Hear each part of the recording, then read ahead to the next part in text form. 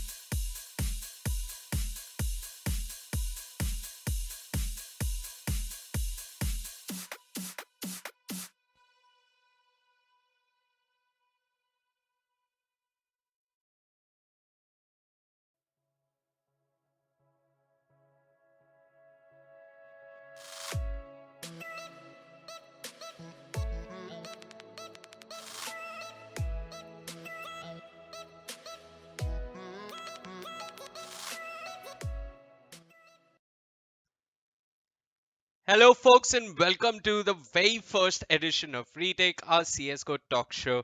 And today we've got with us Prashant, Aequitas, Prabhakar, and we've also got our in-house CSGO writer Kripz, who's joining us. My name is Veewake, and hi Prashant, how things going? I'm busy as usual, trying to balance multiple things, being the SoStronk CEO as well as, trying to give some sporting success to this country in the form of coaching entity. Yeah. Uh, I mean, I'm going to start with a very generic question, but it's one hmm that should be asked. How did you get into Counter Strike? When did Counter it's a Strike long, begin for you? I mean, it started at the age of like 14, I think. I was 14 years old, growing up in Singapore, and back then Singapore used to have a lot of cyber cafes before the real estate prices went so sky high that cyber cafes had to close down. And I started there, and doing the 1.3, 1.5, 1.6 days, and continued on to play Source, which was like my main game in my Counter-Strike history. And I played till probably I was like 26, 27 when I retired. But throughout the course of my career, I was lucky enough to play in Asia, as well as Europe for a year, and then 5 years in the US during my college days. Yeah. Okay. So, I mean, you were in US pre-source in 1.6 No, time? during Source. Most of this was during Source. Yeah. Okay. Okay. Yeah. I mean, okay. So a lot of competitive source experience, and I mean, just a fun question because Source, Hmm. it had a really strong following. Hmm. And eventually Valve just tried to up the game a bit. What according to you were some of the biggest differences between Source and CS:GO I mean, in there's terms a of, lot. yeah? Sure, But in my opinion, CS:GO is a better evolved game by okay, far. What we've seen in the last 5 years in Counter-Strike Go, we've not seen in any previous version of Counter-Strike. In my opinion, right now, when you see the best players in the world, it's akin to watching like a Messi or Ronaldo. And now there are really amazing players in Source and in 1.6, but it was never the same caliber. And I think the biggest, I mean, if I could make it simple, I think CS Source, like the utility, like especially the flashbangs, were really OP. So it was a very much, the best execute team had a lot going for them. The teams who could use the one-way smokes and the flash executes the best. Where I think CS:GO is a lot more dynamic. It requires a lot more firepower, a lot more individualism, a lot more mind games, and it's just so much more variables in play in CS:GO that Source really didn't have. It was a much more stripped down version of Counter Strike. hmm um, Is 1.6, how does that compare to Source and CSGO? I mean, 1.6. I think CS:GO is the best of both worlds. I know, and add on top of it all the things that make CS:GO special. I think 1.6 is definitely more firepower focused. I think your mechanics and movement was rewarded a lot more in 1.6 than in Source, where Source like execution utility usage was rewarded a little bit more, like mhm. more prep time, less individualism. But you combine both of them and you add the flavor that CS:GO brings in the Molotovs and the smokes and the new maps, and just the fact that there's so much more resources behind the pro players and the teams that the meta is evolving at a much faster rate, and there's just that many better teams and better tournaments here in Mhm. CS:GO. So yeah. Yeah, you spoke about what's been occupying your time. It's coaching entity. It's running so strong. We're going to Mm, break up this podcast into a bunch of different things. We're going to start out with you and coaching entity. mm. How's that going? What's the routine like? How does coaching them remotely work? And what are you working on with them right now? So I mean, I have limited time, because my primary job is running SoStronk. So Mhm. what I try to do is basically I have the kind of coaching style I have is very high level theoretical coaching style. I'm not the Okay. one who's going to be like, okay, go take this smoke and this flash and put it into this strat. That they can learn from a YouTube video. That they can learn from watching a pro match. What I really try to evolve is the theory of the game, the theory of the maps. Was the right approach to practice? Was the right approach to getting better? And a lot of that revolves around, in my opinion, like if I was to make it very basic, Counter-Strike's a game of information, and the conduit of that information is always communication. Right. So as a coach, I focus a lot on communication, teamwork, chemistry, these abstract terms, so to say, right? But hmm I try to make it objective, and I try to make a way for people, individuals and teams, to practice them and Right. apply them during practice and scrims. Yeah. Right. So I think like one of the biggest necessities if you want to improve communication is probably observe how the team communicates. Do you sit Mhm. with them on their Discord when they're playing scrims? Yeah, so I what I do is, luckily in SoStronk there's a coach feature. So doing scrims, I join as coach and I sit on the Discord. Unfortunately, I can't do it for every. These guys play every day. They have a Okay, lot of time. They're right. good. I mean, they're a pro team, right? I can't keep up with that. So usually I do it before a qualifier, before a tournament, and I And the try to give one day coach a week. Yeah, one the day a week. the Yeah. coach can see the game and hear them talk without any delay. Yeah, that's right. Yeah, Oh, I okay. mean, if I want, I could in-game lead, but that wouldn't help anybody. That Right. won't help them improve. I could Uh, call all 15 rounds, but there's no point to that. right, Yeah, right. yeah. And I mean, so you sit with them on Discord, maybe you get the time, and thanks to the Yeah, coach role, thanks to being allowed to sit on their scrims, thanks to SoStronk. What I wanted to ask you is, could you give us some real world examples of like how you've improved communication? Like sure. what is bad communication? I mean, I think communication is such a broad topic that anybody could write a book on it, like Right. especially pros. If you hear a lot of pros when they lose games or they get upset or they get demolished, the first thing they say is that, hey, our communication was off. This is rarely, I mean, sure, they also say like, we're not feeling it individually, but like the number one reason is our communication is off. And that just shows how much importance it has. And I'll give a few examples, right? That is just like, in my opinion, quite basic, but people don't deep dive into communication. They just think, oh, if we talk a lot, that's good communication. If we are mute, that's bad communication. But it's a lot more layered and complex than that. Uh, Mm-hmm. for example, most Indian teams, they still communicate a lot about the enemy. And I have like I call it a simple rule. It's like the 80-20 rule, where 80% of the time you should be talking about what you're doing. Because it's much more important for your teammates to know what you're doing. And it's a much quicker way of building chemistry, especially for new teams. I want to hear like, hey, I'm flashing, I'm smoking, I'm rotating here, this spot is open, I'm going to flash for you, I'm going to peek with you, I'm going to trade for you. That's an idea of good communication. Not, hey, three enemies coming B, they're smoking, they're flashing. That's nothing special. That's fairly obvious. It's better to jump straight to the solution. Okay, they're smoking, so what are you going to do? And that's what you should be communicating. You're skipping that gap. And in doing that, also syncing up your team play, right? So the 80-20 rule, I think, is a big one. Another example I'll give is, see, as a player, you have one set of eyes, right? And the Right. other set of eyes are your teammates giving you the comms, right? So say you're a rotator, for example, in a map like Inferno. Oftentimes, top teams always do this as second nature, but a lot of teams don't even realize that the rotator should not make the decision to rotate between A and B on his own. He should ask, hey, do you guys need help? Do you guys want me to rotate, right? Or the other team who needs the rotate should be asking for it. It's just a simple rule like that, and it's important because he can't, from this side of the map, understand what really is happening on that side of the map unless your communication is really top notch, right? Which most teams are not in this side of the world. Right. So the two guys on that side, they actually know, is it a fake, is it an execute? They've been playing that side a lot, so they are much better positioned to ask for a rotate than him making up his mind, which can lead to probably over rotation. Yeah. Mhm. Those are a couple of examples.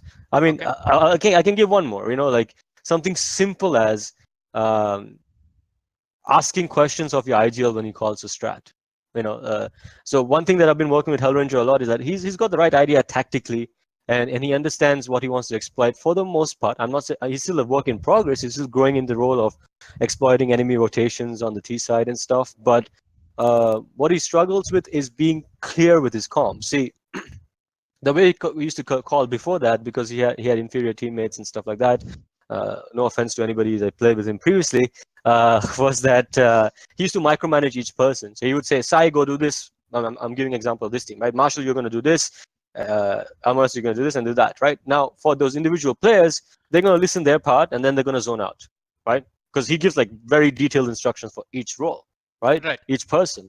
But that creates a desync within the team from the get-go, from the beginning of the round, right? Because how are they going to play off each other if they don't know what each other are doing, right? So I told them, listen, hell, you have the whole round to make a call. The call doesn't have to be fit into 15 seconds and tell exactly what they need to do from A to Z. So what you do is you just give what I call a vision call. You give 2 lines saying like, okay, our goal is to hit late A. We'll take B shot control and then hit late A.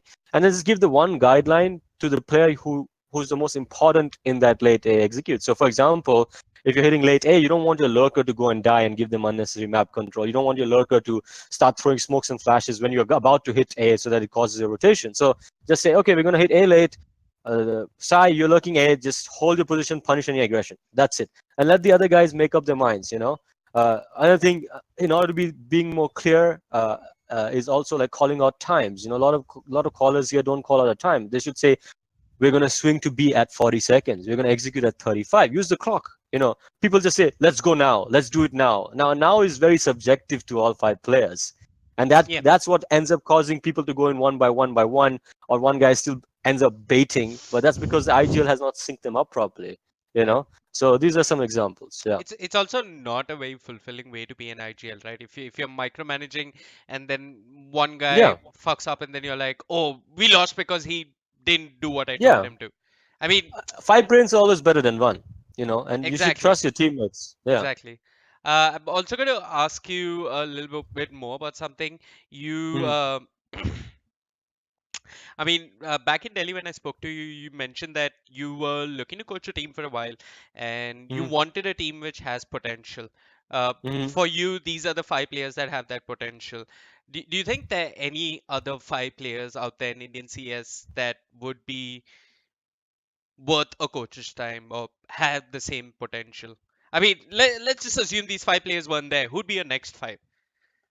I Oh, that's a difficult I mean, it's getting like these five is slim pickings as it is, like okay, honestly, like I believe there's the four like most of these guys are really solid. They're the right attitude, the right work ethic. They're open to listening from a coach. I think some of the older guys, they're very set in their ways, right, and they're really, really very hard projects to make work. I rather work with young players who have not built up all those bad habits that you have to first erase and start from scratch. right. So there's a few others for sure. I would think some of the other younger players.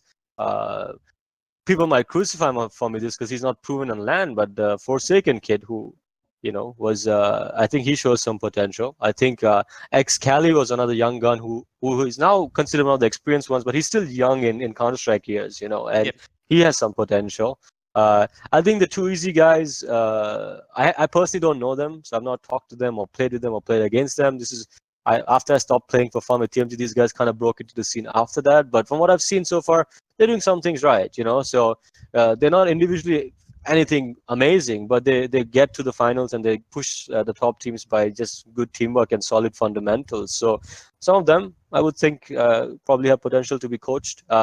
Outside of that, honestly, I really don't know the players below that level that well. I'm not that close. I mostly am observing the Asian teams because we're looking forward. It's a bit cocky, but we're looking ahead Hmm. at tier two Asia and tier two Southeast Asia and then tier one Southeast Asia. So yeah, I would say those two I would think are pretty good. I can't make a 5-man lineup though. Okay. Yeah. Hmm. So going back to your communications that you were speaking about earlier, you Mm. said that giving calls is essential, but not micromanaging is the key. I mean, it's about striking a balance, right? Correct. Yeah. So you don't just say Excali do this or Psy do this. Mm. You can't just micromanage and tell everyone You who's don't have that kind supposed to of do time. what. Yeah, and you Exactly. kind of focus on your own game when you're doing that. So at all, you know. And the reality is this, right? Again, an IGL is not at 5 parts of the map at the same time, right? So he needs to not when he makes a call, he can't box his player in to be a robot like you do A, B, C, D, E, right? Because that player is still smart enough to make individual choices. So it's more like giving him guidelines and then giving him a blank canvas with some guidelines, like what the size of the canvas is and all that. And it's Rather his than job to giving paint that him in. Yeah, rather than it's his giving him job to everything paint what it to in. do.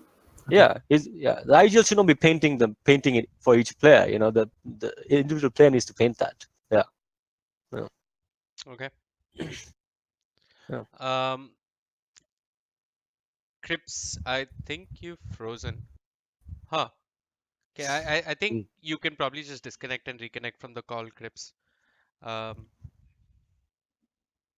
okay, give me a minute. His battery died. I think Nishant gave Mm. the charger. Didn't you pick it up? I don't know. You took it from him. Excellent. Excellent. He'll join the call Sure. again. Yeah, Okay. we can take it forward for Yeah, now. we'll Yeah. take it forward for now. Mm. We've also got a cat in the studio killing a cockroach right in front of us. So Uh, fun times. just Um, Indian esports things, right? just Yeah. Indian East thing, just the Yeah. startup life. Um, Yeah. uh, I mean, I've, so I don't play CS as much as Mm. uh, a, a lot of other people, but I follow it very avidly, It's a and fun game to watch. it, You it know. is it is probably the most fun game to watch because Mm. it's very easy to tune in and tune out of, and it's a much more it's the most spectator friendly game out there. There's no doubt Mm. about it. It's comfort Mm. food as far as esports is Sure. concerned. Easy to And digest. Yeah. easy for the it's I'm going to quote Blay. It's the gateway drug of esports. It is the gateway drug of esports, and I'm going to quote Blay once more. Um, and I think this is something that you've said as well. I've heard Archie say this. I've definitely heard you and Blay say this. But I think what Indian teams need to do is first unlearn the way they've been playing CS so far. Mm-hmm. I mean, I've always heard Blay say that we play CS wrong, Mm-hmm. and we need to unlearn wrong CS. What is wrong CS? What does wrong Counter Strike look like? I mean, you Okay. spoke of the comms aspect, but would there be anything Sure. else? That's a big part. Yeah, it's a lot, man. I mean, it's not even approaching practice the right way. It's like you say, like, how do Indian teams improve, right? Now, you get on a path of improvement, right? But if you can't even find the entrance to that path, then how are you going to improve? You're just going to wander on aimlessly and just keep wandering on aimlessly for the rest of your esports career. And that's what's the problem with most Indian teams is that their approach to practice is completely, in my opinion, incorrect. You don't just practice by just playing 100 scripts. Well, I mean, what's that going to get you? You don't Right. just practice by watching, just copying strats of a phase without understanding the why and the what and the how and the where. Right. You don't just practice by watching your opponents' demos and just trying to hard counter strat entire setups. And even the best in the world don't do that. The counter strat tendencies are much harder to change for individuals. I mean, I'm getting into details, but in general, for most of them, right, they don't even know where to start, in my opinion. Like, what's the right approach to practice? What's the right approach of growth and improvement towards the end goal, which might be to be, for most Indian teams, might be just to be semi-competitive in Asia first, before even looking at bigger things like the majors and stuff. Yeah. Mm-hmm. Mhm. Yeah. Okay. Um. I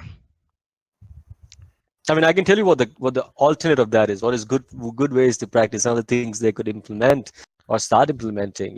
But I don't mind. Like it for me, what it's not what like would if yeah. what would so because I mean, sure, I watch CS. Mm, I play Dota. That's my yeah. choice of game. Mm-hmm, And I don't think we even have this distinction in Dota that uh, this. I mean, sure, there is bad Dota, but mm-hmm, I think wrong stands for something else here when mm-hmm, placing it. mm-hmm, Like mm-hmm, when I hear wrong CS, the first thing that comes to mind is, okay, you aggressively peek once, you get a kill, you get cocky, you think you're going to do it again and again, and you peek time and time again, and you end up dying.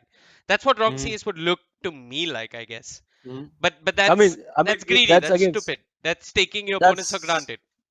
sure, that's circumstantial, right? At the top level, people do repeat now and then, You're right. right? But it's all circumstantial. Yes, that is one. Repeaking is one poor habit that Indian teams have, right? The difference is at the top level when they're repeaking, the support level probably throw a flash to assist the repeat, for Right. example, right? Right, and that usually comes with really good communication, really good chemistry that they worked on, right? Um, the way to see, there's small steps, right? First is just understanding the philosophy of Counter Strike, like really deep diving into a lot of simple concepts like economy, storytelling, trade game, numbers game, and each one of these is like a complex thesis on its own, but like Counter-Strike economy is a very complicated thing, especially in CS:GO. But let me talk about, say, the numbers game. I think that's what repeaking is a byproduct of not understanding the numbers game properly. Okay. See, repeaking and aggression makes sense when you're down in numbers, when you got to take those risks, when you got to make those info plays, because you're just sitting in a corner getting rushed by four people. When you're 3v5 or something, it's not going to get you anywhere, right? Right. So, but what a lot of people do is they repeat when they have a numbers advantage, So they or they basically give repeat away that advantage. exactly, or they repeat individually because they don't understand how to play the numbers game correctly. I'll give a very exact example. Okay, so imagine you're a three-side team on cash, right? And you want to do some kind of B split, and you do the B split, but before even getting into the side, it doesn't pan well for you. Like you lose two players, and now it's 3v5, and you have some guy stuck in checkers and one guy stuck in mid, or something like that, right? Now, a lot of people will be at this point. They'll be like, okay, let's just force the strat. Like, let's just the enemy knows exactly where you are. The enemy knows exactly what you tried to do, and a lot of teams at this point will just try to force the strat, try to hit some crazy shots and do a little bit of trade gaming checkers and try to win the round. But actually, if they understood economy, if they understood numbers advantage, for example, they could counter stack back into ends, right? Take that information away because the enemy thinks there's two in checkers. So you get that guy to combine with the mid guy, and then you try to isolate and do numbers advantage battles. Even within a 5v3, you can still make 2v1s happen, right? So you do 2v1s and you try to slowly take the numbers out. Now the goal is not to win the round. Right, at that point, the round is most likely lost. But the goal is to keep doing economy damage, keep doing numbers, 2v1s, 2v1s, 2v1s, and maybe at some point you can actually win the round. But even if you don't win the round, you've done so much economy damage that a future round, when you win, they're double eco. And so they have to understand these things, like economy and numbers together. Most of the teams don't. They just I'm just curious. blank rounds. Yeah.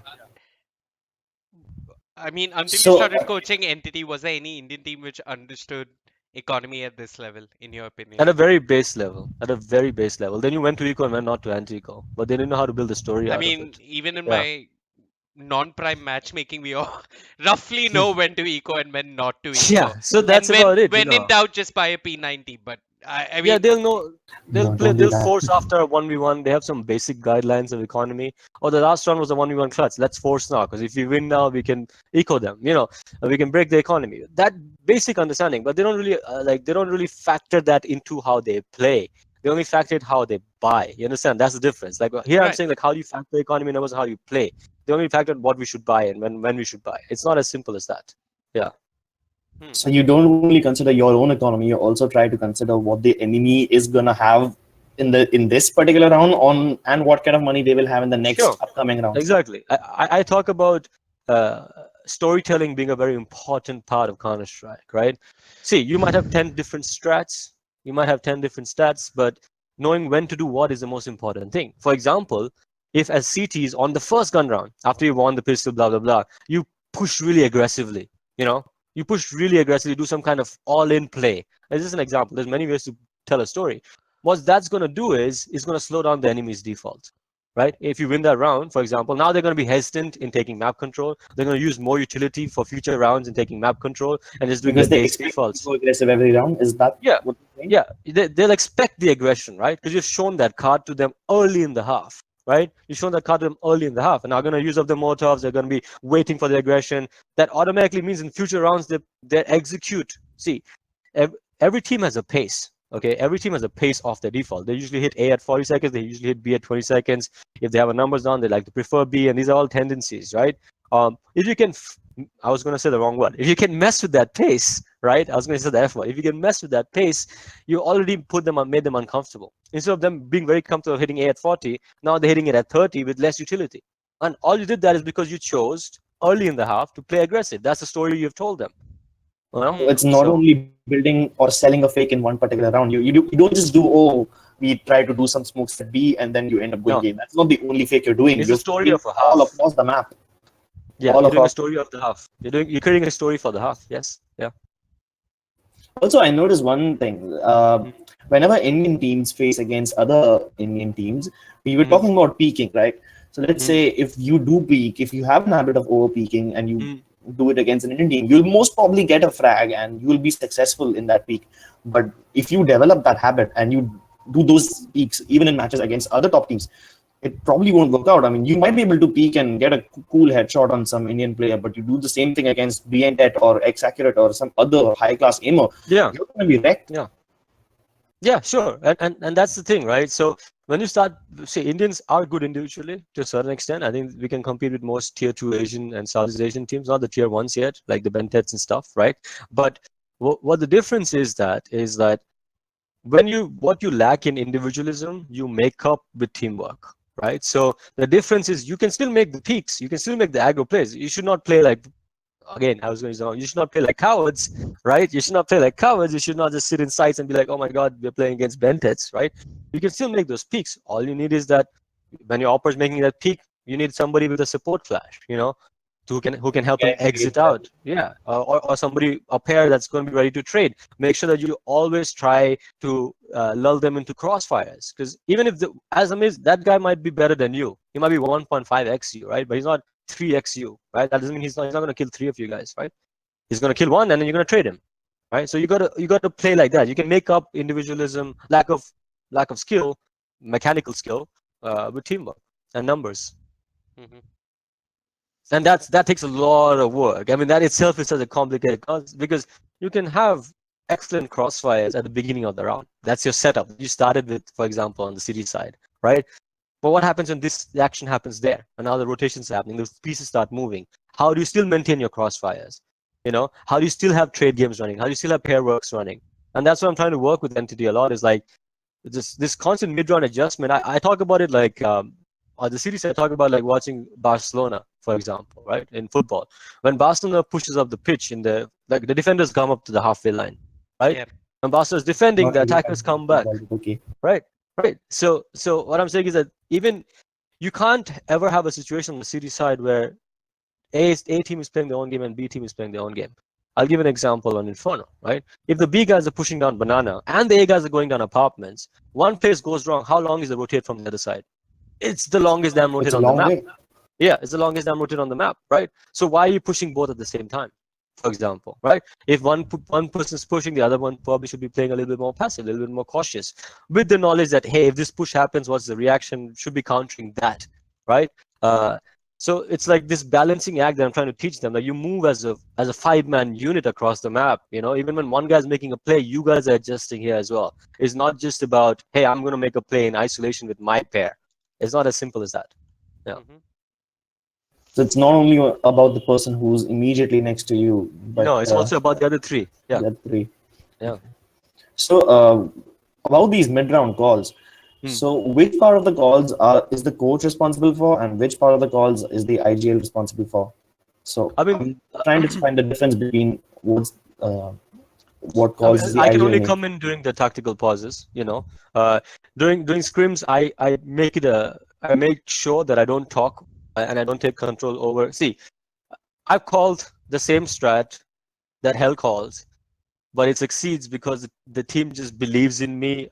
They believe in my experience, so to say, so they follow it much more rigorously. So I don't want to be the person who's taking away control from Hell. So I only make adjustments during tactical pauses, even in scrims, for example. I don't call mid-round. What I do try to teach in our practice and our scrims to Hell is understanding how to become a better mid-round caller. I tell him small keywords like, some action happens, say default ends, and make another call, with a timing, or for example, like I said, communications is always a two-way street, or in CS it's a five-way street, right? So it shouldn't just be the ideal with all the pressure and all the responsibility to come with all the solutions and all the ideas. If you have a lurker who's in an advanced position, ask him, hey, what do you think we should do? He's like, okay, I can walk pick here and cause a fake, and then you guys can hit A later. Bring your teammates in there. So I ask questions, right?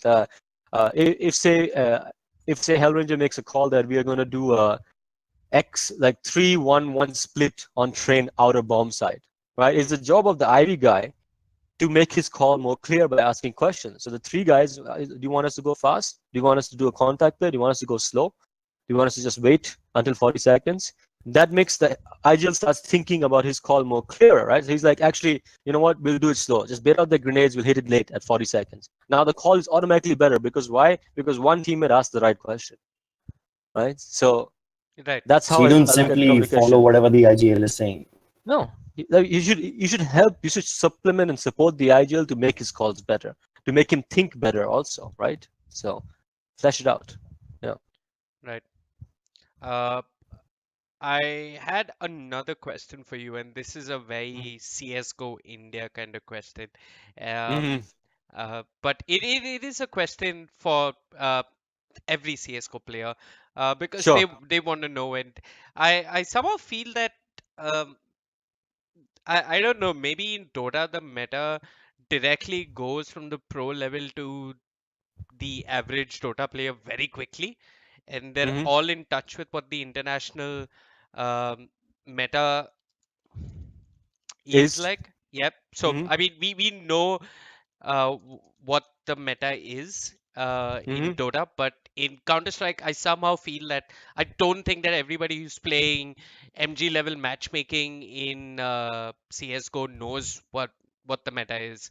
Sure, maybe Mhm. everybody in Next does, everybody in SoStronk does to some extent, but not every pleb. I mean, the meta isn't going everywhere. So I mean, the question is, what do you think um, is the difference from each stage of matchmaking to the next? I'm not going to break it down from each stage.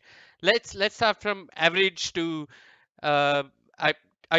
Are you familiar with CS:GO matchmaking ranks? I know they don't mean as much. That's the thing. That you're asking the wrong person here. Okay. I play matchmaking.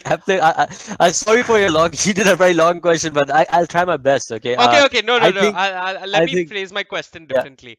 yeah, What's yeah. what's the difference between global elite Hmm. and the A highest pro rank? player. No, global elite, the Okay. highest rank in SoStrong.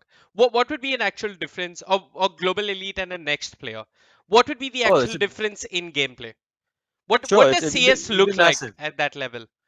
It's massive because see, global elites are at the end of the day, they might just be basically pug stars. That's it. And pugging builds up some things. It builds up a lot of your individual characteristics, a little bit of your mechanics, very basic comms and stuff like that. But that's where it ends. Like the next players are mostly what I call the next level. They're scrimmers or semi-pros or pros. Right. Most of them I are mean, actually pros. So their team idea, the difference is the team versus the individual. Really, like the guys in next just understand the differences of all the team elements that comprise of Counter Strike, whereas a global lead probably mostly just understands the individualistic elements. right. He'll know how he can get a kill. He will not know how to get his teammate a kill, for example, as basic as that. Yeah. Okay. Hmm. Hmm. Wow. I didn't even know matchmaking in CS:GO could be played with the concept of a team. Uh, Yeah, exactly. Yeah. that never even occurred to me. I mean, even when I Mm. play with five friends of mine, it doesn't feel like that. But okay, I'm moving on to my next question. Uh, Hmm. we've got ranks in So Strong. I have a rank in Hmm. So Strong. I think it's Bronze Serpent. No, what? Okay, I that's don't not know. No, sure. wait. Bronze Serpent is a high one. It's Badger then. No, no, I no. Serpent is a low one. Badge is really high. Okay, Serpent is low. then it's Serpent. I mean, Zero. I don't know. I played 6 7 games on So Strong, and Yeah, yeah. this is another question the nation wants to know. CS:GO India wants to know. I want to know. I'm Bronze Serpent. I queue up for matchmaking. I get goddamn Manon Mythilf and half of you Cypher in my team, and they're all shouting at me. Hmm. And Hmm. laughing at me also because as a Dota 2 caster playing CSGO, why am I matched with people who are way above my skill? Why does Okay, So Strong do this? it's mostly just to hurt your feelings, Vivek. No, but like the reality is that the reality is we look, oh, it's Vivek playing. Let's let's do this. Yeah, but and that's how everybody feels. But the reality is this, right? So uh, we have a very skewed user base. The people who come to SoStrong, a third-party platform like ours, tend to be of a higher skill category, Hmm. right? So there's not that large a player pool in the smaller ranks, in the lower ranks. Right. So what happens is, depending on if you're not searching, especially in peak times, if you're not searching during peak times when even that small pool is searching. Uh, After a certain amount of time in the intent to get you a game quickly, right? In the intent to get you a game quickly, we just end up just expanding the brackets of matching, right? Right. Now, so what that happens after, like, say, 5 minutes, you will end up matching against a so-called bud badger or higher.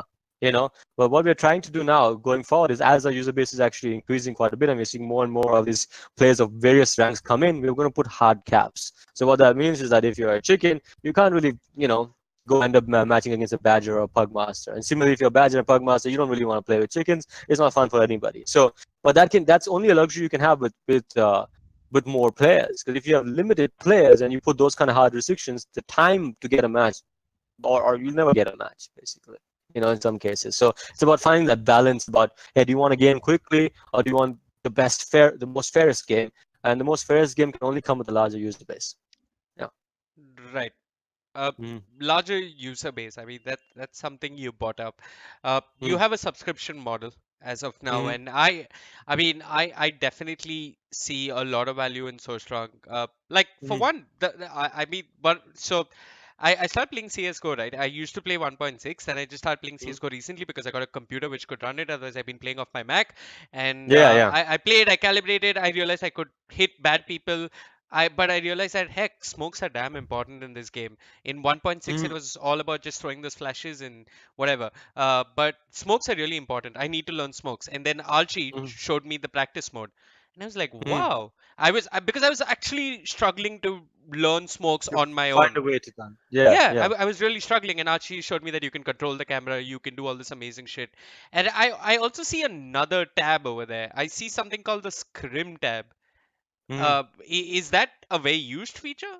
It's. I mean, I'll break it down into two, right? I think without trying to be a hard sell for SoStronk, I'll try to do my best to actually tie up practice mode with what we were talking about earlier, which is the right way to practice, right? Like Right. how do you improve as a team or as an individual, right? So uh, the practice server has a lot of features, right? But people don't really know how to use it properly. Almost all the top teams in the world do something called an XVX exercise. An What? XVX, X versus X Okay. exercise, Okay. which basically means that within your team, you practice chemistry of pairs by going against each other. So if you want to practice your two A guys, for example, at holding A with different kind of executes, different kind of looks and all that kind of stuff, the other three guys keep hitting A. And the two guys, they figure out different things. Oh, if they hit A really fast with these really flashes, we are getting screwed here. So we need to really find a counter to that. We should play like this. Oh, they're coming really slow. They're just walking through our smokes and stuff. We shouldn't get surprised. So maybe we should play slightly more cautious spots or some. I'm being very generic here. Yeah, These are yeah. not the real solutions. Don't copy Obviously. these Yeah. these No. ideas. But that's the idea. So the XVX exercise is done by a lot. I mean, teams do like these are not even, you can call them dry runs, but teams do this like hundreds and hundreds and hundreds of times during their practice and their boot camps. Just force feeding that chemistry. Just growing it up. Because what are you gonna figure out that chemistry in official matches and lands? No, right? You're gonna figure it out on a practice server. So that's one exercise. Others obviously dry running your executes. That's very easy to do on the T Mhm. side. I actually love in a practice server. I even like if you're a solo player, for example. I always say try to imitate the movement and the decision making of pros, and then this ties down to like. Okay, I'm going to go off tangent here a little bit. This Mhm. ties down to another thing that people do wrong is they don't review demos properly. When individuals or teams review demos here, they look at the entire demo in its holistic capacity, trying to look at everything. There's a lot of information in a match, right? And you're not going to be able, if you learn everything, you try to learn, oh, this is how they execute, this is how they play individually, this is how they mark angles, this is the decision making. If you try to learn everything, you will not do justice to each individual component of that learning, right? So I always try to tell them, okay, Psy, you should try to just watch this opera, right? Says Skadoodle, right? Just go watch Skadoodle and just watch him. You're not trying to see what the fuck his teammates are doing, what the hell everybody else is doing. You're just looking at it. And I don't even care about how many kills he's getting, or in fact, I'll usually pick a demo that is not with him dropping 35 frags. I'll pick a demo where I see very smart decision making and very good timings and very good movements, right? So I'm like, try to put yourself in that pro player's shoe and to understand what the triggers are for his decision making. Right. So same thing, you can then go redo in a practice server. You can try to recalibrate that. Like you can just individually with 1v1 with your teammate, pushing those triggers and you trying to adjust accordingly. Yeah. You mentioned that dry running and viewing your demos is a very important part. But then let's be very honest, it's not the most interesting thing you can do. I mean, if I was a player, I would be having more fun playing the game than actually watching myself play a game or watching my opponent's game or dry running, because there's nobody, you're not playing against anyone in the dry run. So how much of the time does the team spend dry running versus how much of the time does the team spend actually playing? It's a good. Who said that? I mean, the simplest way I can put it to who said that any job in the world is just supposed to be fun all the time? Absolutely. Right? True. Right? You're trying to be a pro player, right? You're trying to be a pro player. It's your life's mission to be a pro player. That means it's a job.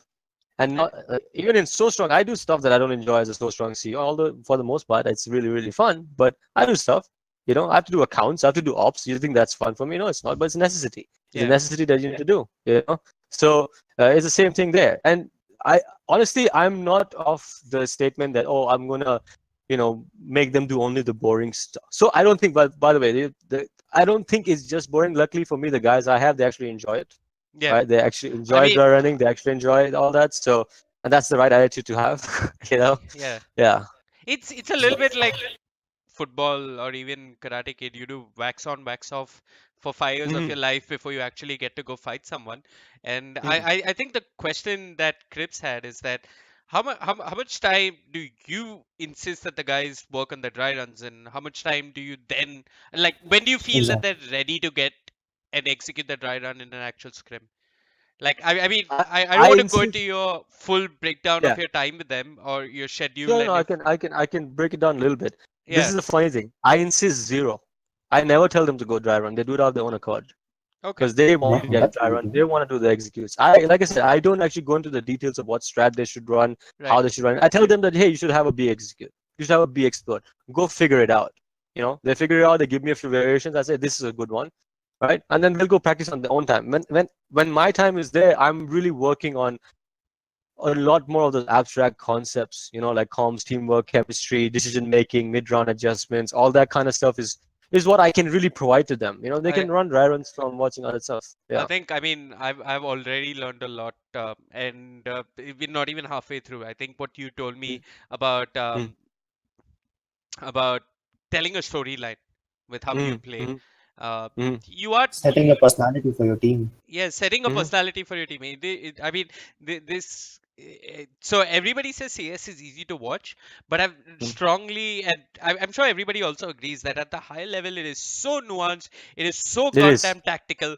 Half the time you won't even know why X is doing there, why his mouse moved 3 centimeters to the right. You'll never know.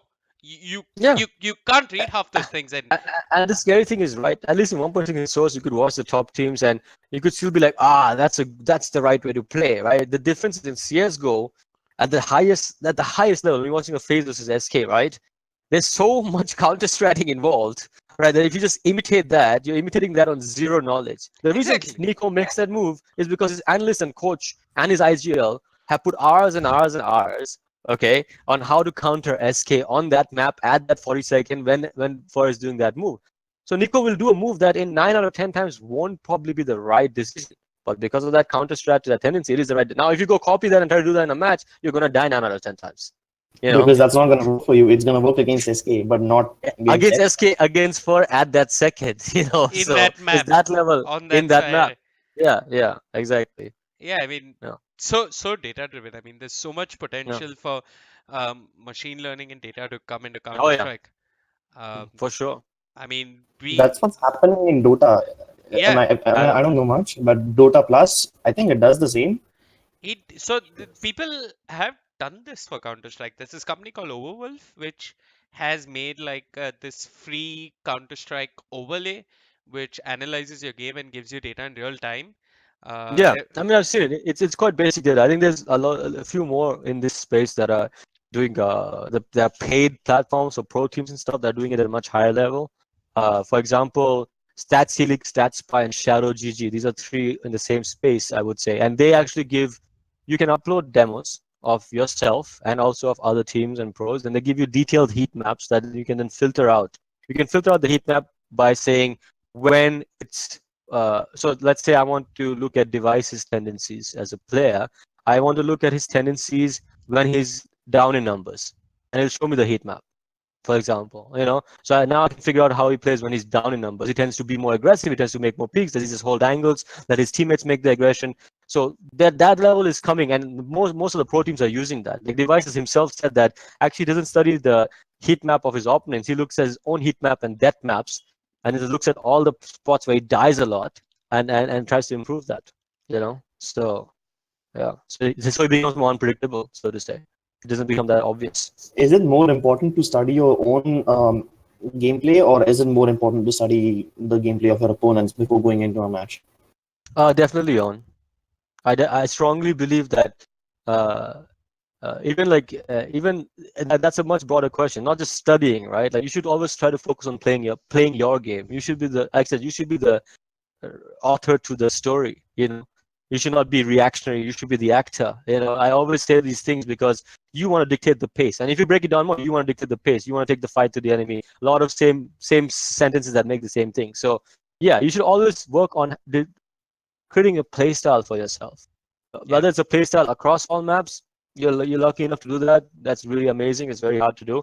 Or it's individual plays. I mean, it's play styles across on each map. Like what is the philosophy on that map on the T side? You always have to create that first, and not just be like this malleable chameleon that's just reacting based on what the enemy does.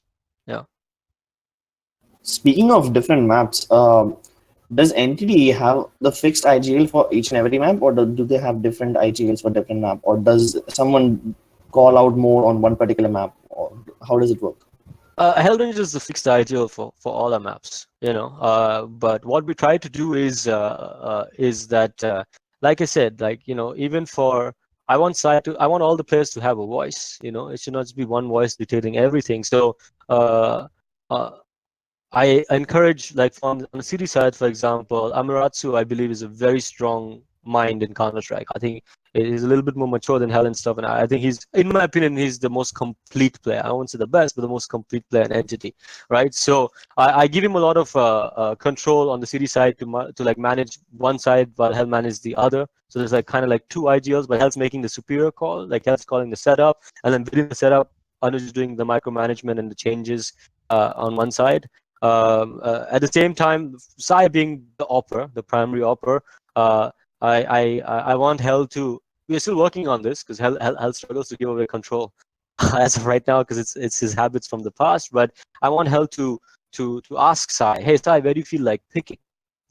Sometimes just a small tweak in the default, just a small change can actually help you win the round because the defaults after a point get predictable. Even if the pace 40 seconds to A, 20 seconds to B, you want to mess with that, and you don't want to just mess with that by calling exact executes or strat. You can mess with that with just small tweaks in individualism, right? So and the other thing is when you ask a guy where he wants to pick, he'll have that much more confidence of hitting that shot as opposed to telling him where you want him to go pick.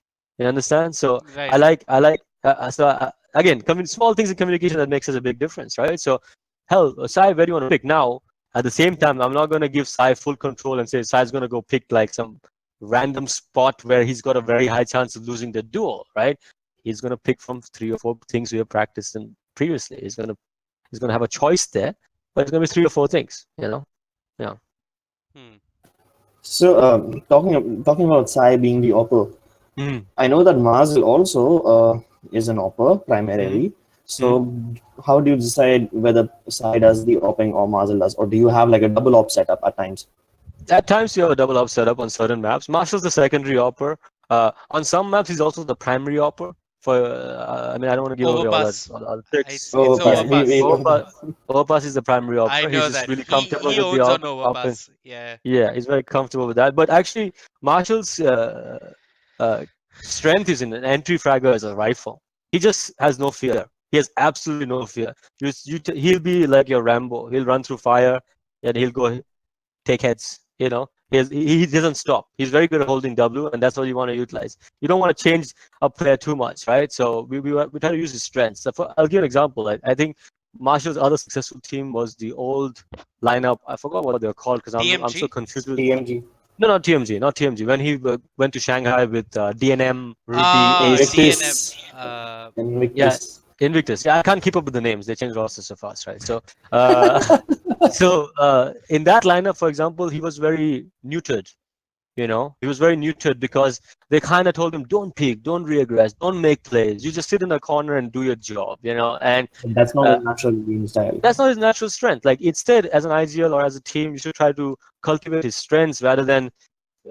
Look, you can never have a case. There's always a game of compromise. If all 5 guys want to peak and they all want to just play aggro, your team's going to be very off balance, right? So, you give him some freedom here, you take it away some other places, right? And you can do all that with theories and concepts. Like I tell Marshall, do your info play, do your aggression when we're down in numbers, do it late round, do it early round. But when we're up in numbers, take a breather, stop holding W, stuff like that.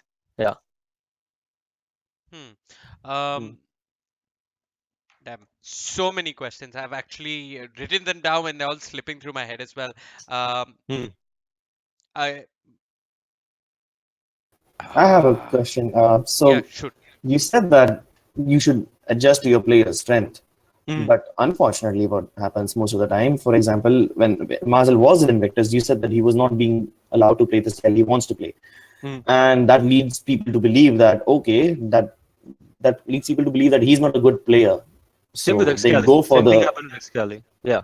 Yeah. so Wait, they what? go for One lineup second. changes rather than Same thing changing happened the to in-game Excali? goals. Yeah, even he's an explosive player that was completely neutered under those old guys, in my opinion. Yeah. Really? In Yeah. the older entity squad or whatever you may call them?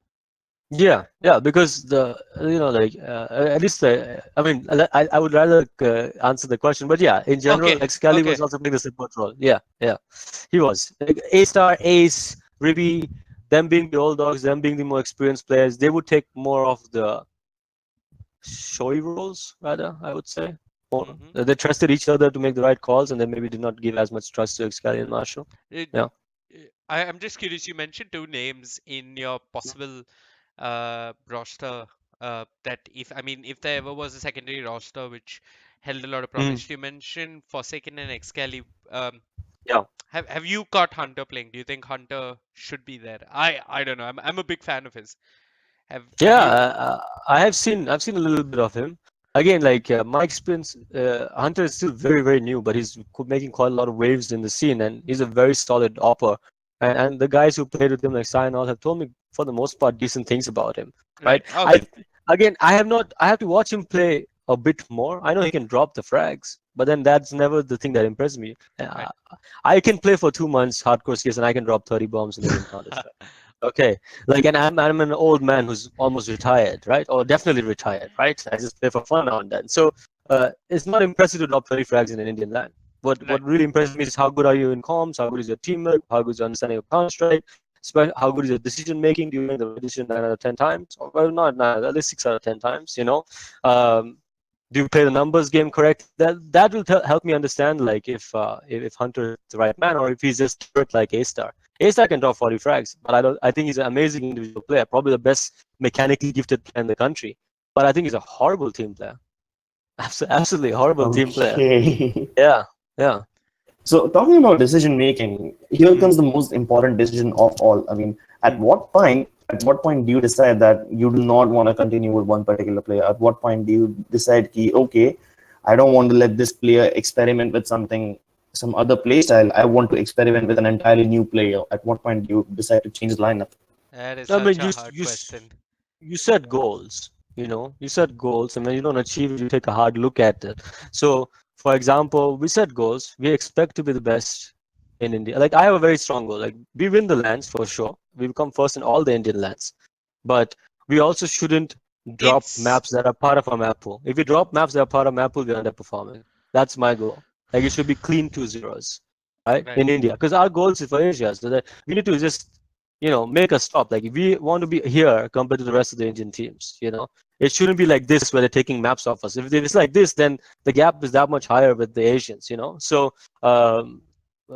that's why that's my, like. And if look, it's a rate of improvement, like how quickly they grasp my concepts. So, for example, for me to have a map as part of a map pool consistently against decent competition, like either the top Indian teams and definitely the more so the Asian teams that we play against, we should be getting 10 plus rounds on CT and T side consistently. So if we can do that on a consistent basis, then I think, okay, that map's ready to be a part of a map pool. It checks a lot more other things, like in terms of prep time. Like, I break down all my things into 3 categories. Basically, I could break it down into fundamentals, momentum, and strategy. And fundamentals being the 50%. That's all of this communication, teamwork, chemistry, defaults, all that stuff is fundamentals. Trade Yeah. fragging. Yeah, all numbers game, trade fragging, that's all in the fundamentals. Like, the momentum is like is like economy is momentum, and then things like pistol round, anti-eco, building first gun round, building up that 5-0 lead, getting that momentum on your side, how to solve the enemy's momentum, all that is like the second half, and then the rest is strategy, right? So we work on all those three things separately. Like even when I want to play a scrim, I'm not like, guys, you want to win the scrim? No, I'm like, this scrim, we're just working on our fundamentals. We picked up this new map. We're gonna just focus on our default. We're gonna focus. Is everybody in the right role? Do we need to switch roles up? Is everybody trade fragging well? Are we exploiting the mid-round adjustments well? Is Hell comfortable calling? So we're only working on the fundamentals, and we do a lot of scrims just that. We will not do any executes in that. I don't care about how amazing your execute is. We're not going to use that, in that scrim. Yeah. Yeah. I mean, I'm going to move into the international Mhm. circuit and more Mhm. so the Asian circuit. I asked you what was Yeah. the difference between matchmaking and next. Um, Mm.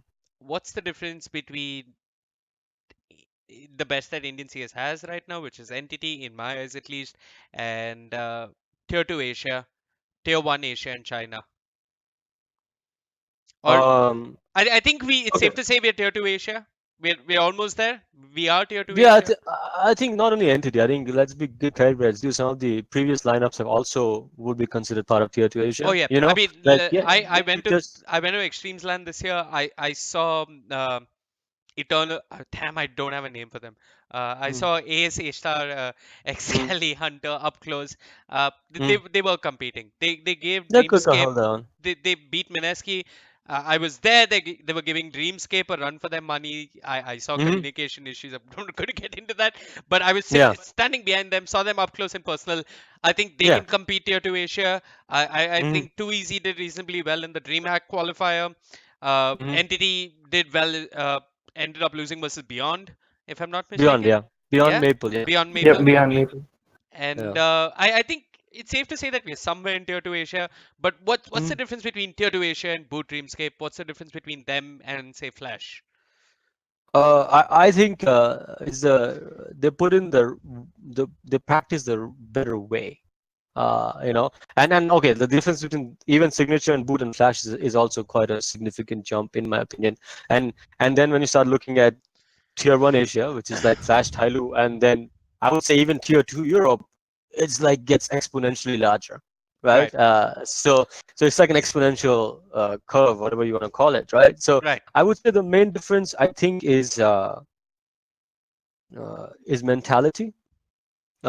Is I think a lot of teams here have a very weak mentality of going into a server and they get a little bit starstruck, or they give a little bit more to the other teams and they like don't play their own game. I think um, I also like having a much more broader map pool is also one of the weaknesses. I think between tier two, I think the top tier to Asia, which I would call boot and signature, right? Have a better map pool and have a better mentality. Right? Okay. They're just confident. They're just confident, right? And I think until an Indian team really gets success, you don't break that barrier. You can convince yourself as much that hey, I can compete with these guys, but until you get that win, right? Right. You're never gonna get over that hump. So and sometimes you gotta just fake confidence your way there, And how do you get that kind of confidence? By putting in a lot of work, right? If you put in a lot of work, you practice the right way, you enlarge your map pool, you work on your teamwork and your comms, confidence will come. Because the unknown is what breaks your confidence. When there's a lot of known variables, you're just gonna be confident. You've seen everything, right? Right. So, Do you feel the and then you get entity the win. do you feel the entity Yeah. map pool is where it should be? Or No, we're not at getting all. there? Not at all. Not even close. Not even close. Okay. I think there's a lot of work left. I We think have done I like I think would say Too like Easy is going to be watching this and preparing for the next veto, man. Yeah, yeah. everyone's gonna be watching this. Yeah. 20-30% on most maps. I think only one or two maps are 50-60% done. Okay, Yeah. okay.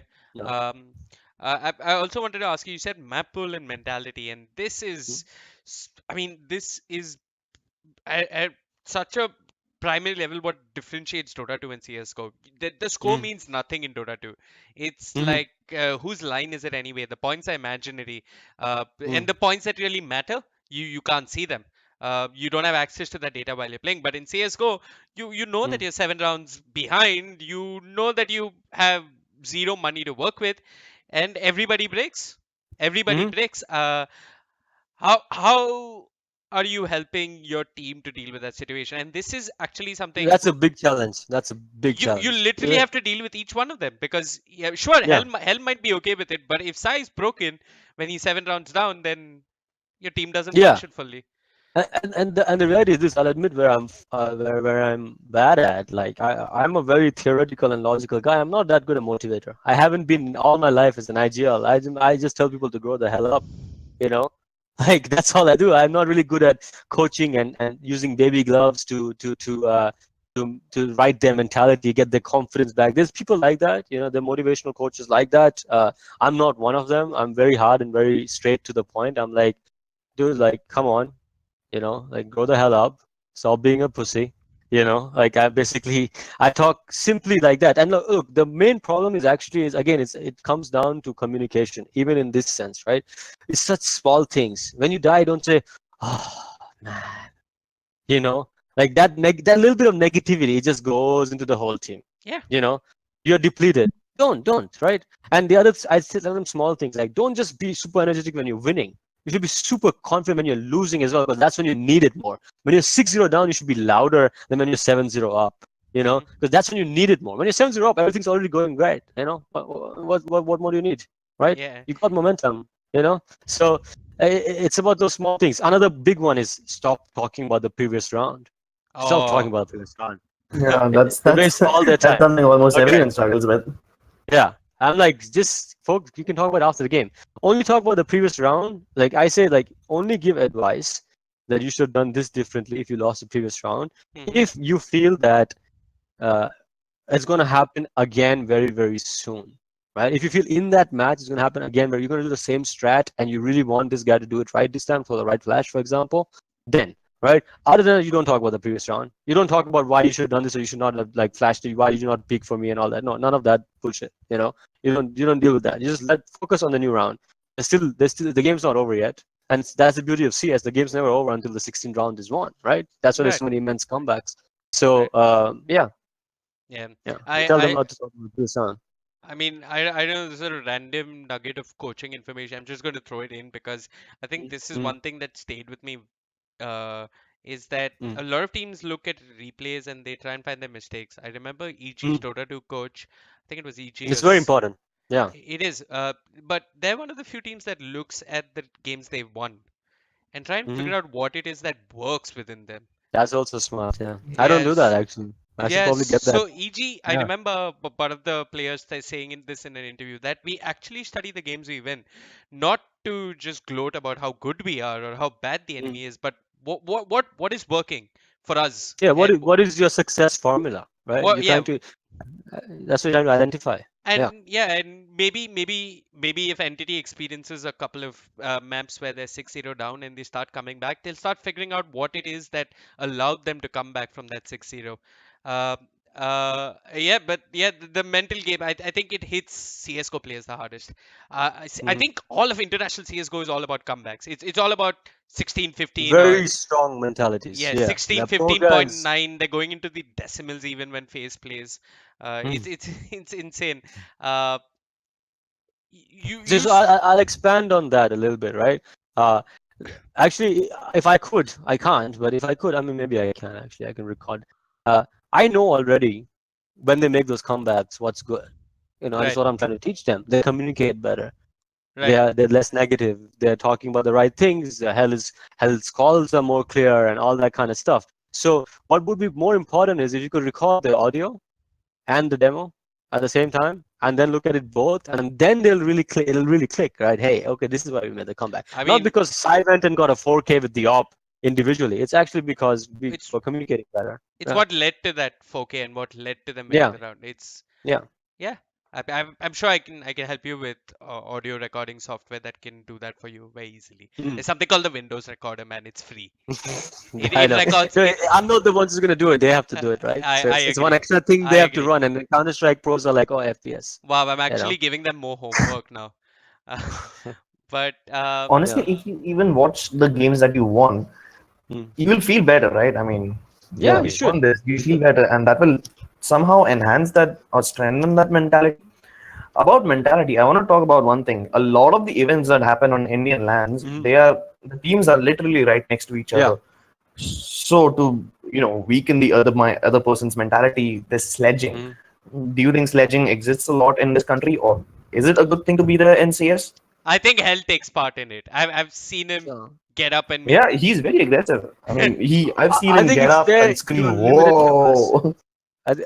I think this is the limit capacity at all levels of CS.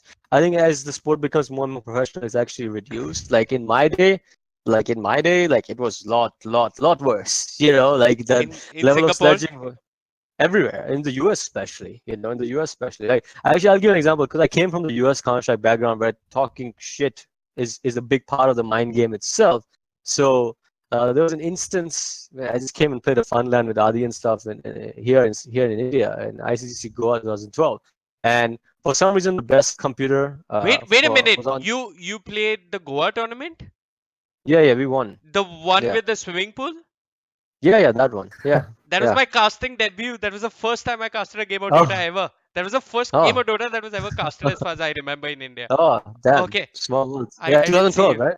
Yeah, Yeah, the yeah. one, the hotel which had a swimming pool in the Yes, middle, yes, three yes, buildings. yes, Everybody was yes. jumping into the swimming pool, beers for 40 rupees. I'm pretty sure Exactly.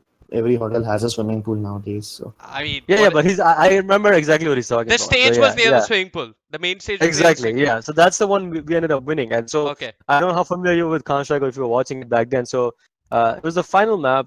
It was on train, and I think we were doing pretty good. But there was a case SMX was in the other team, right? Uh-huh. And it was a 1v2 in our favor, but both of us were red.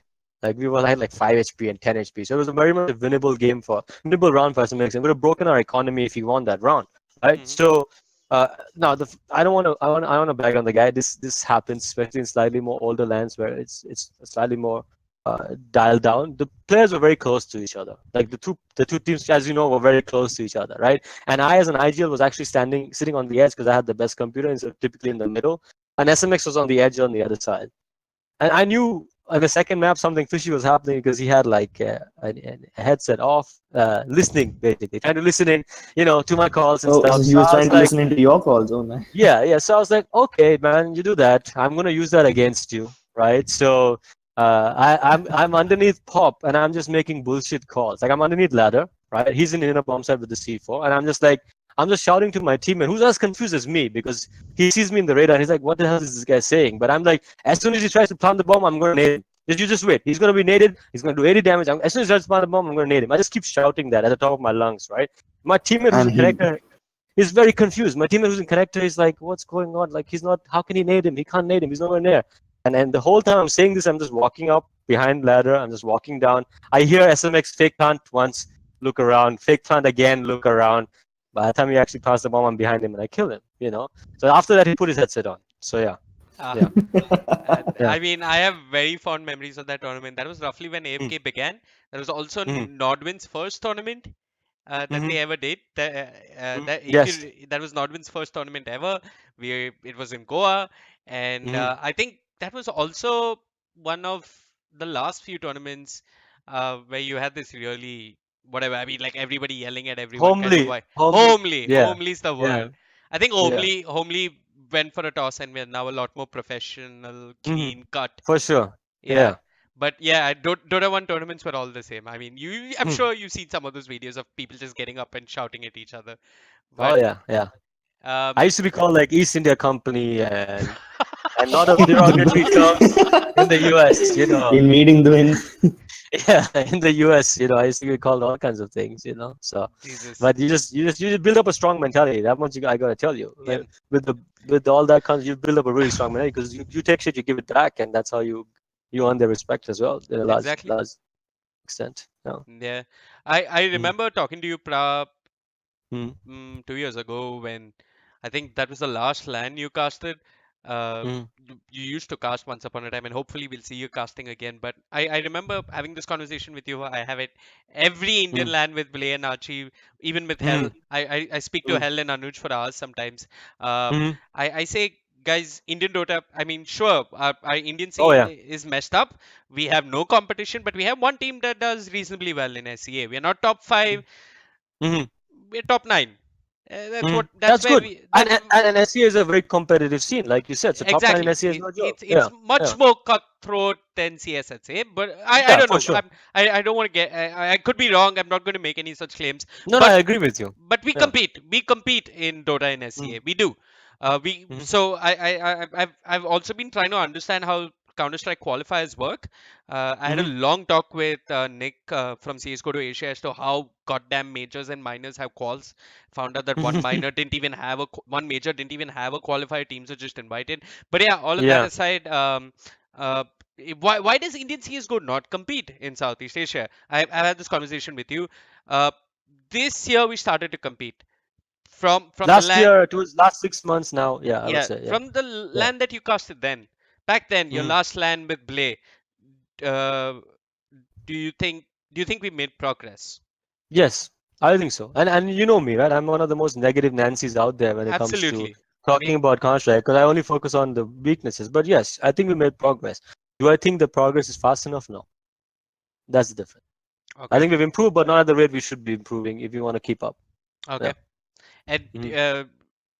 you coached entity now from say December. We are in January, February, March.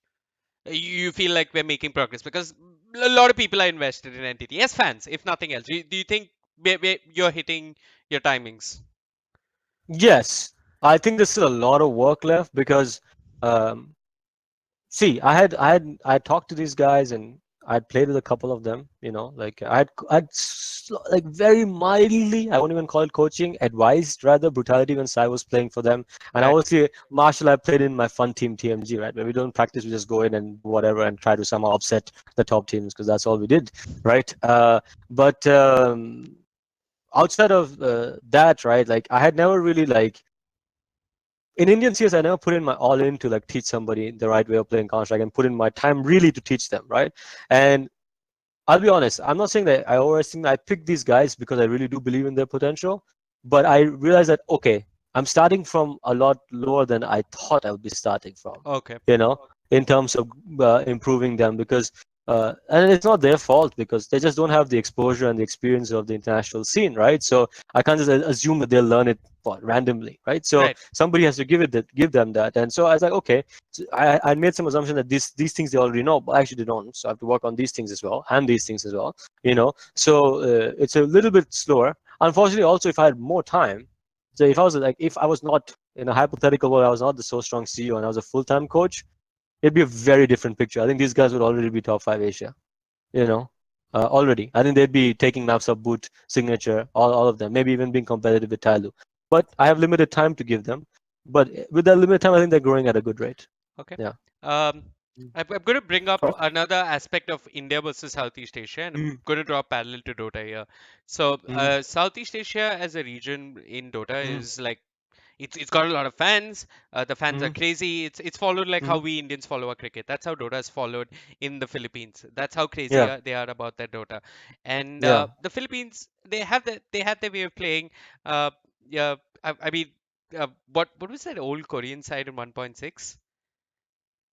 Ah, Oh, uh, MVP? No. no, in the Dota, I'm in not sure. Yeah. Korean side in 1.6, CS 1.6. Damn, how can I forget this name? Shit, I can't remember. I know teams, Project KR, Lunatic High, but I don't know Lunatic about High. others. Lunatic High was this like Okay. really nut job, Okay, it was a website. I knew about the team. Yeah, yeah, yeah, yeah, yeah, Lunatic High. So I yeah. mean, like, so Southeast Asian Dota had its own unique style, Hmm. but never found success versus Europe and NA. Yeah, We yeah. started finding success. We found success and caused our Mm-hmm. first upset when a player Mm-hmm. from the West moved and joined the Southeast Asian team. Uh, Mm-hmm. Not any Mm-hmm. player. Players from the West have moved to Southeast Asian teams, but this guy was more a captain, It's an IGL kind of stuff, more a of an lot of IGL kind of knowledge. lot of knowledge, Yeah. an IGL kind of guy, Mm. and that's when we could really upset a team. Yeah. We had individually skilled like players come, but not an IGL, and then we Mm-hmm. had another IGL come join that same team. Uh, Mm-hmm. and that team did phenomenally well. Contested Liquid, and Liquid, one of the best teams in the world, and Mm-hmm. the best team in the world, maybe. So, do you think for Southeast Asian CS or heck even Indian CS, we need to have some sort of knowledge transfer? Do you think that? 100%. Hmm, 100%. I mean, that's what I'm doing to lesser capacity, right? okay. I'm doing knowledge transfer from my international experience to the entity guys, but I don't think even I'm the best equipped for the job because I don't have that much Counter-Strike Go experience as the real people out there. Like if an IGL are really solid. I mean, India and Asia lacks IGLs, to be very honest, in Counter Right. Strike. So, like, really lacks. Like, I would struggle to name one, or like, let's struggle to name a handful, honestly. Like, uh, and like proper IGLs. So, uh, like, just an injection of IGLs into the Asian Counter Strike scene, India and SEA will go massive. Will go a So massive way in speeding up the process. And the second would be an injection of coaches as well, because they are the retired IGLs or whatnot who can actually also do a lot of knowledge transfer. So those are the things that you really want to invest in. You don't want to invest in getting a star player from Europe, you know. But yeah, even if you get like a tier 3 IGL into an Indian team, massive, massive upgrade. Yeah. right. So I mean, same thing goes for Dota. We Yeah. lack IGLs, and India Mm. in Dota didn't start finding international success until we found our own IGL. We literally have one Mm. IGL, Is it which, Blizzard? huh? Is it Moin. Blizzard? No chance. I No. mean, Okay. Blizzard, Okay. Blizzard, Blizzard is the star player if you want Okay. to draw a Okay. parallel. Uh, Okay. but it's no chance. I mean, he's the brain. Okay. He's the brain of Indian Dota, and we got a brain, and we Mm. we are finding more brains. It's slowly coming. That's good. But Yeah. I mean, a brain from another country would obviously help us take it to the next level. And Mm. do you think maybe Ace going and playing for XCN might actually I don't know if he comes back to India, he's going to come back with some renowned knowledge and perspective. Do you think that's enough exposure going and playing for XCN or not enough? Mm. To be honest, XCN Before is not I, one of the best teams either. yeah, that's what I was gonna say. Before I answer that question, I want to preface by saying that I actually think Ace is a very good old guard. I'm obviously biased against the old guard players when I talk about the others and their bad habits. I think Ace is one of the few from the old guard who actually is a solid player, who's always had the right attitude Yeah. about improving and being a team player. He's a good team player and he's an okay IGL, I would say. Again, an okay IGL by Indian and SCA2 standards, not an okay IGL by global standards. It's all relative, right? XN is not that high a caliber team to really teach him much, Okay. You think they're still like tier 2 SEA in general? they're a little bit better than Indians, I would Yeah, say, but but not by much. Like an entity could probably compete with them very soon. Yeah. mhm, okay. Uh, okay. Yeah. That's so I Okay. would Talking say like about yeah. Go ahead. talking about investments, Mm, especially in India and Southeast Asia, you mm, see the prize pool in Indian tournaments has been shooting up like crazy. mm. We've reached like 1 crore prize pools now, Way more than and SCA in Counter-Strike. way more Yeah. than SCA. So, do you think this creates like a closed classroom paradox? It's like all the Indians, they have the money over here. The players, they would have more incentive competing here, winning more money here than actually even making an effort to go out there. I mean, Do you from all think the that holds pros them back? no, from all the pros I talk about, that's not the case. I think all of them have dreams to compete at a higher level. Like take Risky for example, right? Risky doesn't have a salary. They're not really. They would just come and wipe the floor with all the Indians every single ESL India Premiership till the point they said no. And they said no because they had the opportunity to go and compete with Asians for lesser prize pool. Because see, the money is still not to the point that you can make a pro career out of it, right? Like it's not to that point where Even you can with the actually 1 crore prize pools, it's not gonna help much. Is that the yeah, it's case? not going to make a pro career out of it. I mean, the salaries are getting there's a couple of orgs that are paying all right salaries and stuff that are actually even competitive with Asian orgs and stuff. But it's not to the point where you can actually tell your parents, hey, I'm going to go all into this thing, you can talk to me in 10 years' time. Right? It's not going to happen, right? They're always going to have that parental pressure.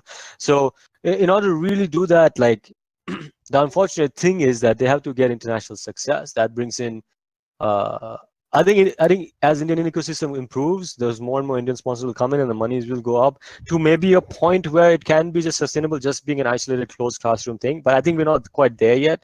It's like still 2 to 3 years away. I think. Hold on, Prat. I mean, Yeah. 3 crores already. That's been announced. I mean, we always break down the price pool. We do a very comprehensive article. Mhm, I mhm. can't. I can't remember the numbers for last year, but there's Yeah. already a lot. We got three 1 crore tournaments. Mm. Either way, that shouldn't be objective, man. I mean, I Yeah, I don't know. know. I know. You No, played. I think money is important, and I think as this prize pool increases, the wrong attitude some teams might take is that, hey, we just want to be the best in India, right? And there's pros and cons to Exactly. both. Like if the prize pool is that high, even in a closed classroom, improvement can happen, because you just become more serious about winning that money, and so you practice harder. Yes, you only practice, and so each one of you pushes each other a little bit more, and you improve, but up to a point, right? Without exposure to other play styles and all that, that's limited. So I think a little bit of both needs to happen. Closed classrooms good. Make it more competitive locally, more domestically, more serious. As long as it results in the right type of Counter-Strike and the right type of practice. If Entity leads the way, for example, right, and we set this stage of being the dominant one, and if the money is a lot in India and everybody wants to catch up with us, then they also have to follow on our tracks, right? They have to put in the time, they have to practice the right way to catch up with us. Then if it depends, okay, the easiest to say it depends on the top dog. If the top dog is just a team of 5 superstars just aiming their way to glory, then everybody's going to start imitating that. That's not good for the scene. But the top dog is the right role model and is playing Counter-Strike the right way, it'll influence the other people the right way. Right. Now, I'm not saying that it applies to an international level as well. And this is my personal bias. I'm not a big fan of FaZe.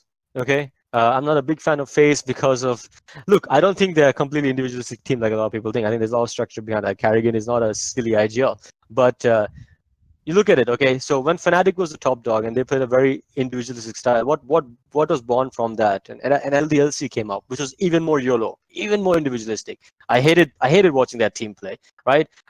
When SK was the top dog for very dominant, and Astralis came, who's probably my favorite team to watch, right? Very structured, very good Counter-Strike. I'm not saying one Counter-Strike is better than the other because at the highest level they all play good Counter-Strike and they just have different philosophies to it. But that's what every dominant era team creates something else, a counter to it or a copycat of it or something like that. So it just depends on the dominant team. If the dominant team is 5 old guys who are just not really practicing, being very toxic, not really improving their teamwork, just That's not using exactly their the aim, best role model.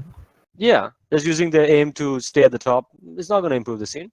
But if the top team is 5 young guys who have the right attitude to even compete internationally, like their goal is to compete internationally, and they're showing that they're dominant because they have really good teamwork and really good chemistry and really good comms, then other teams will have to imitate those elements to improve as well. Would you rather have a team of 5 youngsters or 5 old experienced players? Youngsters for sure. I mean, all experienced players outside India, like if I was speaking for all the experience in Europe, sure. But in India, the old experienced players have a lot of bad habits. It's a lot of work to just get that out. So Okay. yeah, youngsters are an open book. They listen to me and improve, and I don't have to erase the 10 years of bad Counter-Strike. Yeah. I mean, I'll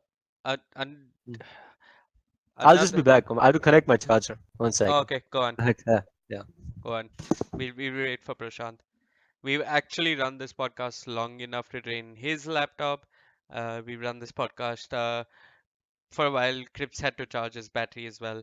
Yeah, I had to charge my battery. It's up to 60% now, and it's so long enough that even now, I got off the charger at 60%. It's now at 30%. So Okay, yeah. we'll start to wrap things up. It's getting late for him as well. Uh, he's probably got his charger. Okay. Okay. Okay. Um, I brought up knowledge transfer as a way to help Southeast Mm-hmm. Asia.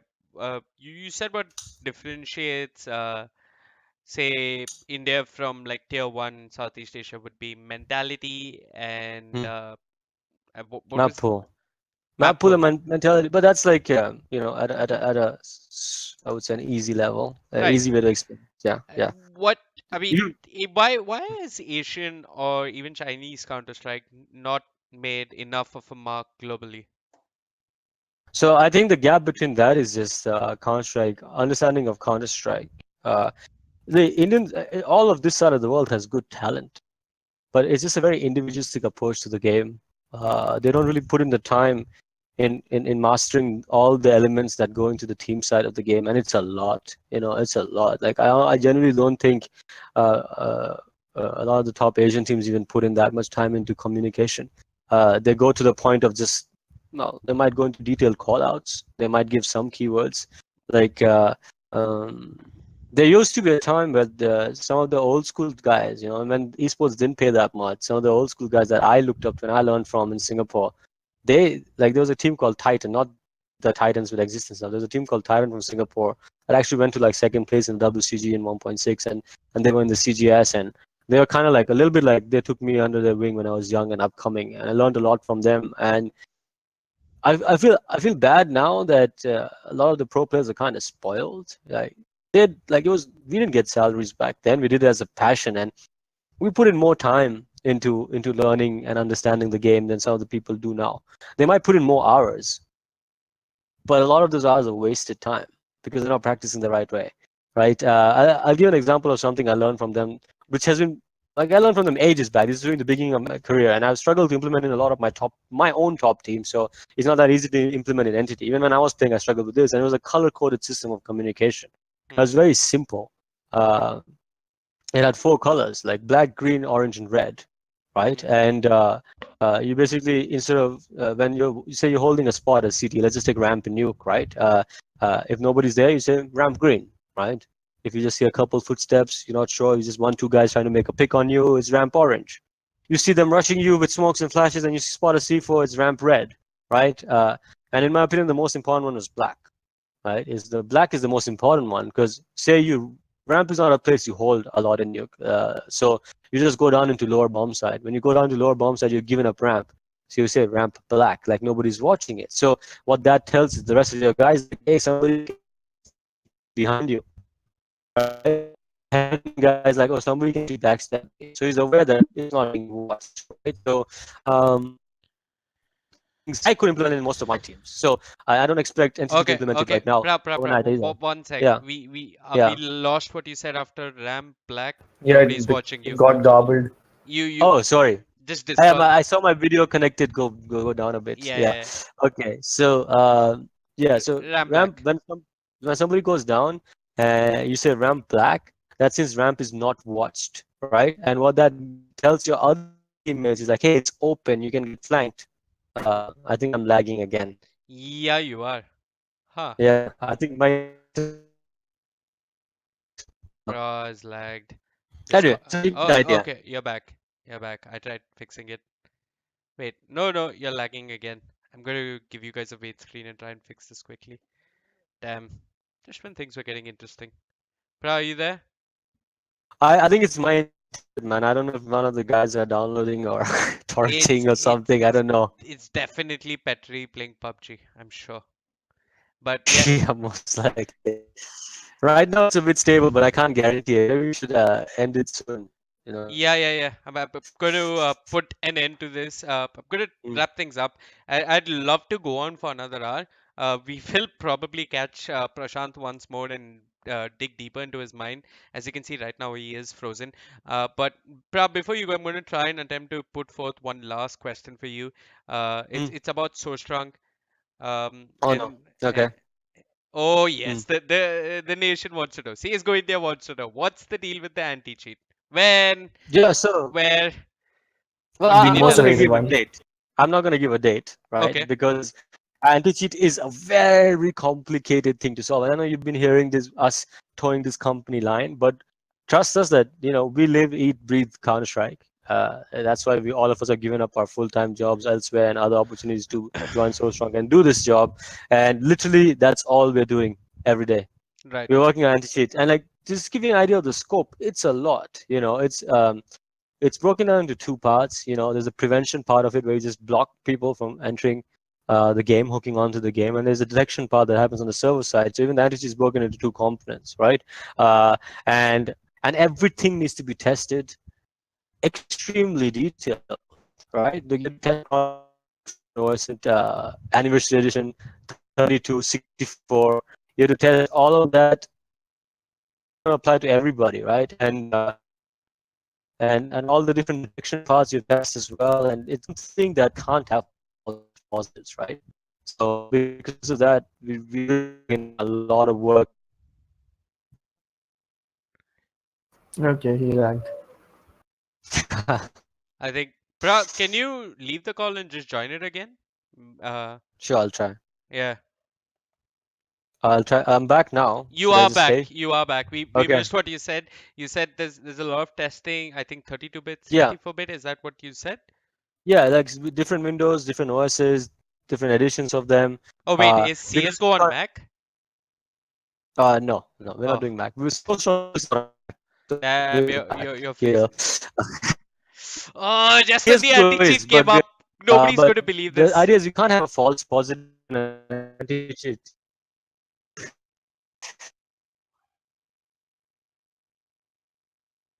Okay, so he's probably just disconnected from the call.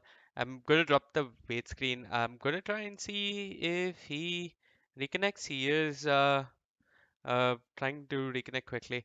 I'm sorry guys, he's definitely not going to dodge your question on the anti-cheat. He's trying to probably just get his internet fixed.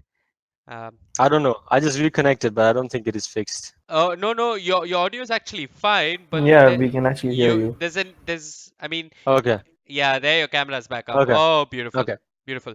All right. Ah, I'll keep it short. I'll say that we can't afford to have a false positive in anti-cheat because you know right. the implications that have. So we have to really test it thoroughly to make sure that we don't wrongfully ban people, and that takes a lot of work as well. Oh yeah. Yeah. Oh yeah. Yeah. So Yeah. I mean you basically I mean is it also easy coding like No. is it every mad coding or is like programming an anti-cheat very specialized? It's specialized because you have to deal at a kernel level. Okay. And Yeah. didn't No didn't idea what that is. didn't Yeah. Valve not want to make a better anti-cheat because it will interfere at the kernel level? Yeah, it'll infer with people's privacy, but is that antivirus is working? I think I'm lagging again. No, you're back again. You're back again. Okay. It'll interfere And with people's privacy. yeah, but that's what ESA does. Aerospace it does to a large extent, because uh, that's the only way to really stop the cheats are very advanced nowadays. The only way to really stop them is to stop at the kernel level. Valve can't do that because it's dealing with millions of users. They can't just do it. But they have another approach to it. Hmm. They're doing an approach that we don't have the which is heuristic based science based Sounds like a robot right now. stuff, and pattern matching stuff. That's the stage of the and only company can probably accomplish that. Okay. I think Pra froze again. I'm gonna Pra Prashant. He's gone. He's gone. He's gone.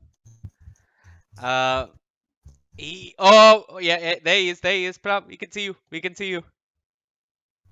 Okay. I think he's freezing again. I'm just gonna try and wait for Prashant to probably reconnect and give one final goodbye at any shout outs that he has before we wrap this up. Prashant, are you there?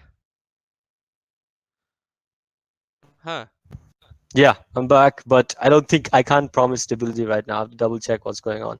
I'll have to leave the call. It's okay. So what you can do is you can turn off video if you want to. It's Sure. absolutely okay. I mean this yeah you can actually turn off video. We're gonna have the Discord Mhm. logo showing, Yeah. which is wonderful. But yeah. So if okay, so you spoke of the anti-cheat. You spoke of two stages. I'm just gonna try and understand is somewhere down the line a hardware ban on the road here for you guys? Down the line? Yeah. What do you mean down the line? Like No, are it's you happening. are you No, no. guys I'm trying to be sarcastic. It's happening right now. oh Yeah. okay. Oh, nice. Yeah. Yeah. Right, right. Uh so a hardware ban could be coming to you if you do try running cheats at SoStronk and uh, hopefully uh, more with what we're trying to work with. Maybe not in the first version because see again, we have built it in, but we are going to do it for repeat offenders most likely. But we built it in because we don't want to without being sure of the confidence levels of not having false positives, we don't want to ban people's hardware just yet. So once Right. we release the first beta and we test it out and we see how what our confidence level is and all this various detection algorithms, then we'll make a play on just enabling the hardware ban. It's already part of the code, but it's all about, do we make that choice of banning hardware just yet? Yeah. Right. Right. I mean, Mm. an anti-cheat is something that you got to be really careful about. So it's coming. Exactly. I mean, I'm looking forward to it. I actually had a lot of questions to ask you about SoStronk, but we're just going to wrap things up for Mm. now. We are really grateful to have you, Prashant, on the show. Thank you Mm. so much. That was my pleasure. I have learned so much about Counter Strike today. It's not funny. Uh, Me too. Me too. Yeah. Seriously, I mean, I'm going to hound him at Lance and just keep talking Counter Strike with this guy every time I see him. Any last shout outs, The reason Prashant? I stopped doing it, so like, Huh? Your voice is breaking again. uh, yeah. Okay. And last shout outs you said, yeah. I mean, shout out to SoStronk, obviously the platform. My guys, SoStronk, the co-founder. Uh, uh, that's about it. You know, I'm just gonna shout out all the guys I work with and the guys. Okay, okay. Sorry, folks, Mm. about that. A little bit of packet loss towards the end. I know we've had some technical hiccups. I'm really sorry about that. Thank you so much for tuning in to Retake. I don't think Aequitas is any social media that I can link you to, but uh, sure, you can find Just link SoStronk. the Yeah, so just go strong to cap. the That So platform. The strong. platform. Yeah, that just go to the platform, register, and play. You know, that's all. Yeah. Exactly. You use the Yeah. practice feature. If you're semi-pro, if you want to try for the next season of the ESL India Premiership or any one of these tournaments, the Cobex Masters, all these lovely tournaments coming up, you got the scrim feature as well to line up scrims. It's quite intuitive actually, and I mean, sure, there are these elite Discord groups, but I think with the scrim feature, you can pretty much find a scrim with a decent team anywhere in India and Southeast Asia, uh, and yeah, for those of you tuning in, you can also find us at www.afkgaming.com or facebook.com/afkgamingesports. This is Vivek, Aequitas, and Kripz signing out. See you guys. See you guys next time.